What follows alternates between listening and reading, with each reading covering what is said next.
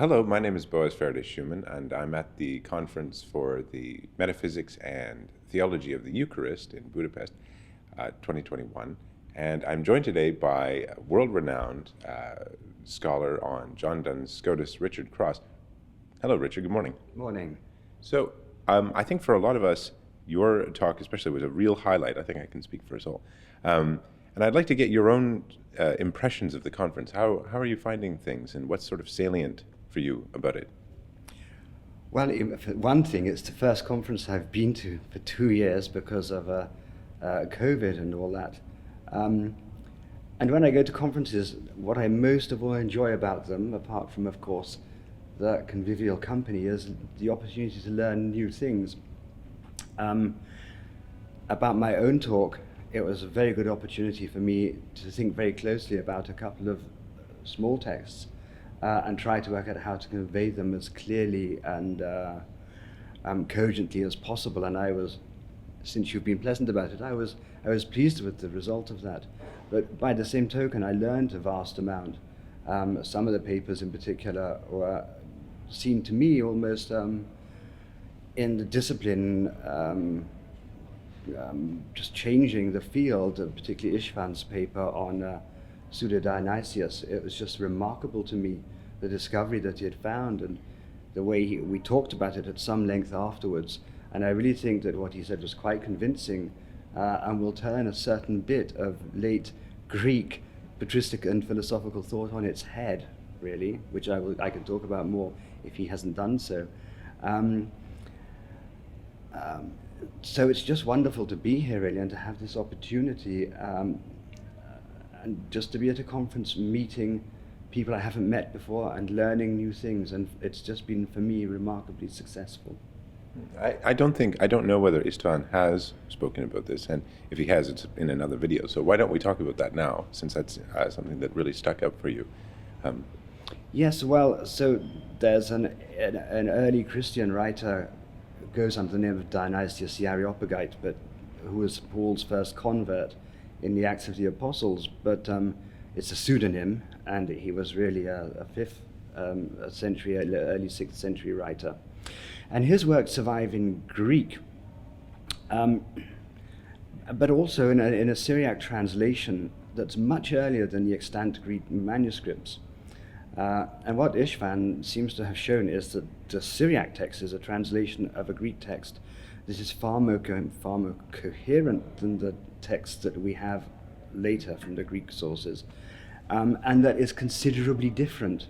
And he presented a number of reasons for supposing that this was in fact the original text, and that the later text had been deliberately changed in a certain way to remove some of its original controversial political context.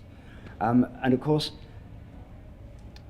to demonstrate something like this, you have to go against a lot of the sort of scholarly consensus, and there would doubtless be a lot of resistance because people have spent their lives studying the corpus of Dionysius's works on the basis of the later manuscripts, and so I wouldn't like to say that people would be in any way there'd be a natural resistance to wanting to change, what's been for them a lifetime's work. But I thought his case was overwhelming, and I said to him, please make sure you publish it, and soon. And he says he will do it. I think he said a French translation, which is useful, because although I did once learn Syriac for a different project, it's faded away, and the French translation would be, I think, required.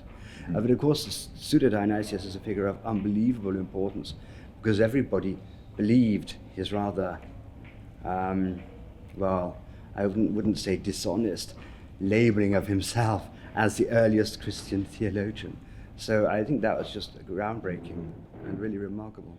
Yeah, I was really struck by that, and also just in general by the kind of cosmopolitanism of this conference. Yes. I didn't expect, frankly, to be hearing about Syriac editions of these, what we have as the later Greek text. And so I think that that's something that was really outstanding for me also, is just this great confluence of many traditions and backgrounds and intellectual streams. And I guess this is our last day here, which is kind of sad, but yes. all good things. But Sorry, were you going to add something? No, I just said they do. They do. Yes. Yeah, and it's been a great backdrop too, having the city and everything. And I'm looking forward to. I hope that we can all hold this again sometime soon. I would echo your thoughts about just how nice it is to have everyone here in person, and what a treat that is after about two long years of pandemic restrictions and so forth. Is there anything you'd like to add in closing?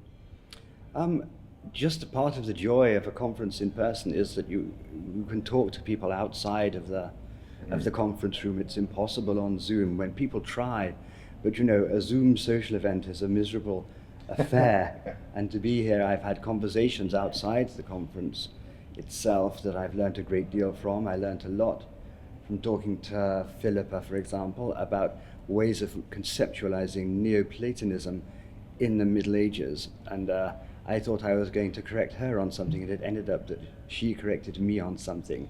And that was very nice. Mm-hmm. And I felt I had to move a little bit of brain furniture, and I'm still thinking about that.